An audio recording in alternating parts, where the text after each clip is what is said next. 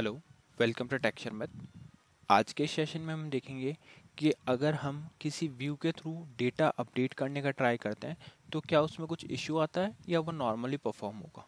ठीक है, इससे पहले वाले सेशन में हमने सेम चीज़ देखी थी बट सिंपल व्यू के साथ में, जहाँ पे सिर्फ हमारी एक ही बेस टेबल थी। ठीक है, बट अब हम क्या करेंगे, एक कॉम्प्लेक्स व्यू को लेंगे, उस पर कुछ डेटा ऑपरेशन परफॉर्म करेंगे अपडेशन के रिगार्डिंग। ठीक है, तो उसके लिए मैं आपको पहले एक क्वेरी दिखा देता हूँ जो मैं यहाँ पे ऑलरेडी रन कर चुका हूँ व्यू क्रिएट करने के लिए। तो हमारा व्यू कुछ इस तरह से क्रिएट हुआ है जहाँ पे हमने कुछ एम्प्लॉय आईडी, एम्प्लॉय नेम और डिपार्टमेंट आईडी कॉलम सेलेक्ट किए हैं, प्लस डिपार्टमेंट टेबल से डिपार्टमेंट नेम को सिलेक्ट किया है, और यहाँ पे एक ज्वाइन लगा के एम्प्लॉय और डिपार्टमेंट का कंबाइंड डेटा हम निकाल रहे हैं, जहाँ पे एम्प्लॉय टेबल की डिपार्टमेंट आईडी इक्वल होगी डिपार्टमेंट टेबल की डिपार्टमेंट आईडी से। ठीक है, तो ये एक हमारा व्यू है। अब इसको मैं कर देता हूँ यहाँ पे मिनिमाइज। अब हम क्या करते हैं, पहले मैं आपको टेबल का डेटा दिखाता हूँ। Select star from Sharmit 1/EMP। तो ये हमारी EMP टेबल है। ठीक है, EMP टेबल में हमारा ये कुछ डेटा स्टोर्ड है। ठीक है, वैसे ही अगर मैं दूसरा रन करूँ DEPT टेबल, तो ये है DEPT डिपार्टमेंट टेबल, और इस पे जो हमने व्यू क्रिएट किया हुआ है वो है EMP डेप्ट, EMP DEPT। तो ये कुछ कंबाइंड यहाँ पे आ रहा है। अब हम क्या करेंगे, हम ट्राई करेंगे कि जैसे यहाँ पे आप देख रहे हो EMP स्पेस 4 लिखा हुआ है, तो इसको हम कन्वर्ट करने का ट्राई करेंगे EMP 4 में, अपडेट करेंगे। ठीक है, बट व्यू के थ्रू। तो देखते हैं कैसे होगा। उसके लिए आप लिखोगे अपडेट स्लैश, अपडेट के बाद में आपको F4 प्रेस करना है। यहाँ पे आप अपना व्यू का नेम दोगे, तो मैंने दिया यहाँ पे EMP DEPT लाइब्रेरी शर्मित 1 और एंटर हिट किया। अब हमें अपडेट करना है EMP नेम को, तो यहाँ पे मैंने कर दिया EMP 4। ठीक है, मुझे EMP 4 सेट करना था, एंटर हिट किया। वेयर में F4 लिया, वेयर में F4 लेके एम्प्लॉय आईडी को मैंने सेलेक्ट किया कि जहाँ भी एम्प्लॉय आईडी 4 हो उस जगह पे ये अपडेट हो।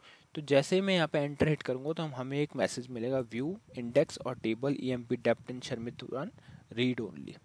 आप लोगों को ध्यान होगा ये सेम चीज़ हमने इंसर्शन के टाइम पे भी देखी थी, डिलीशन के टाइम भी देखी थी, और अब अपडेशन में भी वही रूल फॉलो होता है कि जब भी आप किसी डेटा को अपडेट करने का ट्राई करते हो इंसर्ट कॉम्प्लेक्स व्यू के साथ में, तो वहाँ पे आपको ये और एरर मिलेगा, क्योंकि सिंपल सा मीनिंग इसका यही है कि आपका जो टेबल है, जो व्यू है, वो रीड ओनली में है, तो आप उसको अपडेट नहीं कर सकते।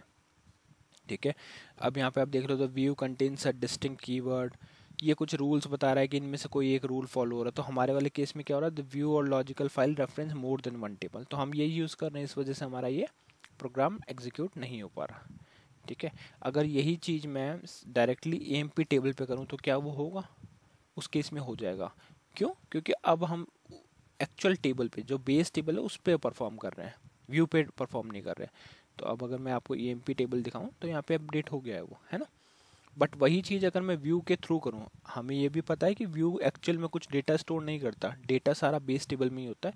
तो आप बेस टेबल को अपडेट कर सकते हो, बट कॉम्प्लेक्स व्यू जहाँ पे आप एक से ज़्यादा बेस टेबल का यूज़ कर रहे हो, उस जगह पे उसके थ्रू आप अपडेशन परफॉर्म नहीं कर सकते।